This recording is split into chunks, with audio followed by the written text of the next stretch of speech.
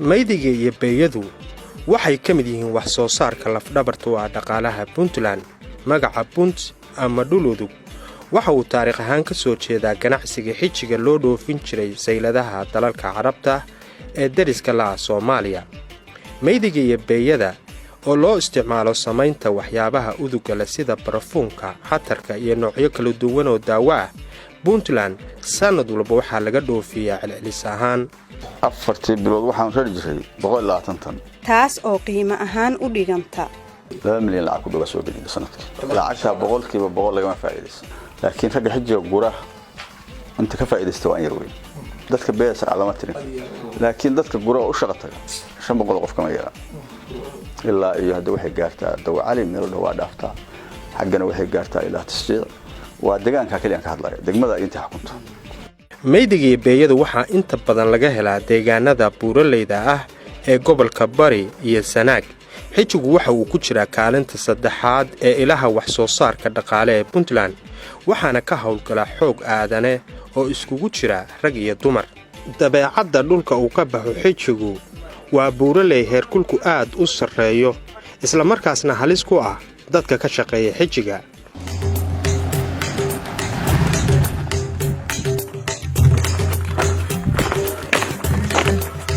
والله horta niyo qofku meeshii uu qutul daruurigiisu ku jiro si uu maramo oqon waay waa fududa. Anaga waxaan daruuriga ayaa nala galay, anaga biil aanu helay, anagu biil wax la yiraahdo baanu helay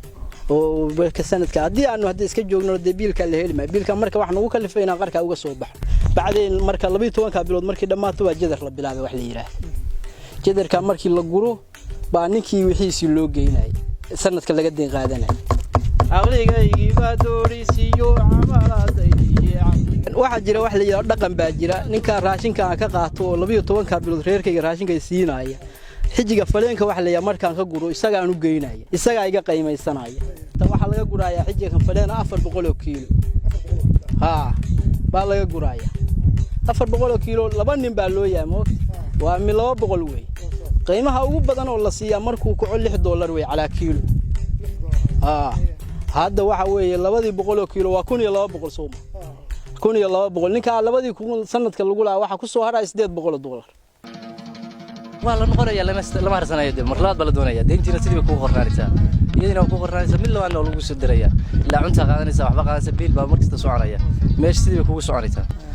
aanu qarkan aragteen oo maydiga dhibta badan baan joognaa maanta dilayna waxa salayna ka caawinaya ama waxa inii fududaynaya ama hanti adu waa maalgelin deynta iska deelahay ama lacag baa la nistinaya ku maalgashtaan ama sida dabcan raashin oo kale alxamdulillah deyntii faraab badneed oo kale naga yaraan lahayd ama sidii dhibti qabnay aan ku hawshan u dhididayna waa ka yaraan lahayd. wiilka saadayo geedka qalabta badan lama saab anigu waxaan ahay maamooyinka xijiga loo guro. odaygii hadduu xijiga ka baxo buurta aado waxa weeye 12 bilood uu xijiga guraayo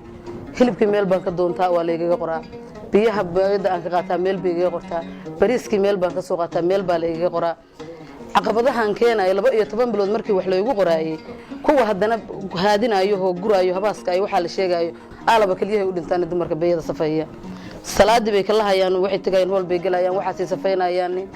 salaada duhur baan ka soo kacay anigoo sidaa u fadhiyay maanta dhan wixii kala haadinayo afkayga sankii iga galeen waxa way wixii loo keenay xataa carruurta quraacda waxay u soo sameysay waxay ku laqaayaan haskiyo waxay hufaayeen haddii aan haysano wax aanu kaga gudubno oo shaqo ah oo naloo abuurayo way nooga fiicnaan lahayd. daraasadda mashruuca xirfad iyo shaqo waxa ay diiradda saaraysaa fursadaha ka jira wax soo saarka dhaqaale ee xijiga iyo siyaabaha ay dadku gaar ahaan dhalinyaradu uga faa'iideysan karto shaqo abuurka wax soo saarka xijiga iyo waliba caqabadaha hortaagan in dadku si buuxda uga faa'iideysto. hadaan ku horeeyo caqabaha dhanka xijiga badanaa wax ka shaqeeya badanaa dad ka shaqeeya waxa laga faa'iideystaa baahidana waxay tahay maadaama aqoon waxa kan faa'iidada uu leeyahay iyo waxay kaga faa'iideysanayaan in lacag $2 $3 waxay reerkii ku maarayaan helaan. marka hadii ay garan lahaayeen faa'iidada waxa kan laga soo saaro iyo waxa uu dhalayo iyo waxyaabaha laga sameeyo waxay ku khasbi lahay inay waxooda kaydsadaan ganacsi iyo business la furo waxyaabo badan internetka la dhigo adduunka loo baahiyo geedkan aad arkaysaan waa geedka la yiraahdo loo yaqaan maydiga waxa uu leeyahay nidaam loo gurto waad aragtaan in hadda kan waxa weeye waa hogihii weeye habagtiina waa taa waad aragtaan waa ka lulataa hoga badan buu leeyahay calaamadaha aad arkaysaan waxa jira qaab loo isticmaalo la yiraahdo qolof qaad iyo qolof credit iyo waxyaabo noocaas ah hadda meelaha habagtii ay marayso waad aragtaan oo waxyaabaha oo ilaahay oo ugu minaystay bay ka mid tahay una baahan inay helaan daryeel iyo agab lagaga shaqaysto waana dareemi karnaa hadda intaan soo maray waxa weeye waa buuro dhexdood baan hadda ku dhex jiraa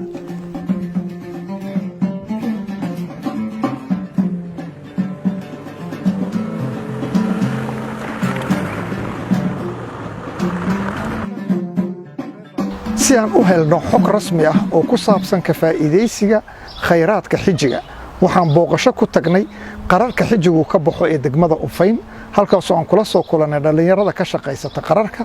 sidoo kale waxaan la kulanay dumarka kala gura xijiga iyo ragga ganacsatada ah ee baqaareyda ay dhoofiye xijiga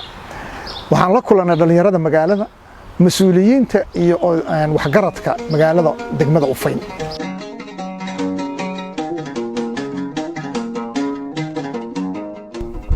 baashan waxaan ka soo saarnaa buuraha qararkaas xanuun badan baan ku qaba aragnaa xarka 100 ugu yaraan mitir ah ugu yaraan 100 mitir weey meesha oo 50 80 kada meesha oo 200 mar bay xarku noqdaan saasan ku soo saarnaa annagu waxaan u isticmaalnaa meesha nabraha qofka jirka kaga dhaca waan ku daaweynaa dad cabaa jira intii labtaaniin oo maartay cabba oo dawo ahaan u cabba inta kadib wadamadaas loo dhigaa lacag baa la kasiyaa يعني dadka ka soo dejiya xoorka beeyada ka soo dejiya markii halkan yimaadaanin waxa loogu dhuftaa tiro aad u yar dadka duulaanka qaadanayaanina waxay ku soo dhiftaanin tiro intii milyaarkeed markii positionka loo baahan yahay la tagona tii iyo mid ka badan baa lagu darsanaya halka waxa faa'iido laga helayaa qofkii dushiisa soo saartay laakiin isagu wax faa'iido kama uusan helin dhibka jira wuxuu yahay inaan anagu mataqaana waalidkaygay uusan suuqiisan iyo toos u abaarayn ee dhexda isla sii marmarayo marka horta fursadda ugu weyn oo halkaan nooga banaan waxa weeye inaan anagu internetka iyo aaladaha si fiican intaan u barno kadib aan dadka bahasha caadi ahaan u isticmaalayay oo mataqaana oo iyadoo caadi ahaan u isticmaalayay wax ka soo saarayay dadka in anagu la xiriirno kadib ay si aysan dhexatan dadkan naga faa'iideysanaya ay uga sii baxaanin waana shay muhiim ah taas geli naadiyan booska helo naintan baylo diyan barqahoyan faleenka waxaan ku yiri 20 sano ka shaqeynay fadhigaas aan ku shaqeynay saxamada wuxuu lacag baan kala soo baxnay boosan ka soo gadanaa anaga laha oo ku shaqo tagnaa midna qolka ma fadhino mar boqol baan tagnaayo ninkii oo ta shaqeysay la ka shaqeysana waxa weeyaan hay'ad wax weeyaan oo gargaadhay isanka waxaan naga simidna ma arageen wax weeyaan saddex door baan ku qaadanay meeshan tagno saddex door baan ka shaqeysana hadda san ku shaqeysay qalabka wax weeyaan wixii qalbaha waxaan soo gadanaayo wax anaga lacagta kala soo baxan marka ilaah baan tala saarsanay waslad hilib ida aan soo qaadanaa dig baan siinaa waa musafiya musafin waa ilaah baan oo bogadaya rabbi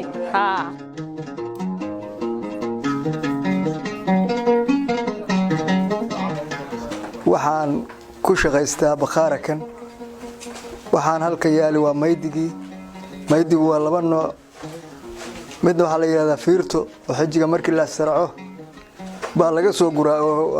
kan la guro markii la sarcayo la guraa waa fiirtadii waa ka horteental